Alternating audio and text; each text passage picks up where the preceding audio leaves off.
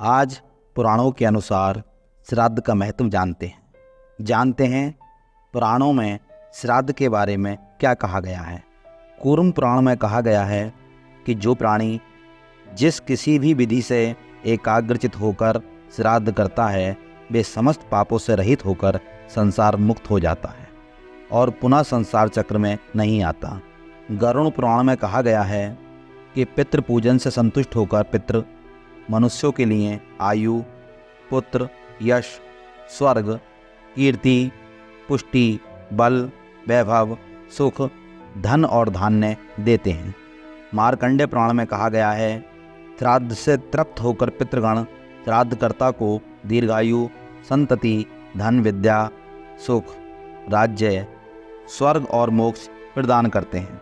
ब्रह्म पुराण में कहा गया है कि जो व्यक्ति श्रद्धा भक्ति से श्राद्ध करता है उसके कुल में कोई भी दुखी नहीं होता। साथ ही ब्रह्म पुराण में वर्णन है कि श्रद्धा एवं विश्वास पूर्वक किए हुए श्राद्ध में पिंडों पर गिरी हुई पानी की नन्ही नन्ही बूंदों से पशु पक्षियों की योनि में पड़े हुए पितरों का पोषण होता है। जिस कुल में जो बाल्यावस्था में ही मर गए हों वे समार्जन के जल से तृप्त हो जाते हैं। श्राद्ध में भोजन कराने का भी विधान है कि भोजन के लिए उपस्थित अन्न अत्यंत मधुर, भोजनकर्ता की इच्छा के अनुसार तथा अच्छी प्रकार सिद्ध किया हुआ होना चाहिए।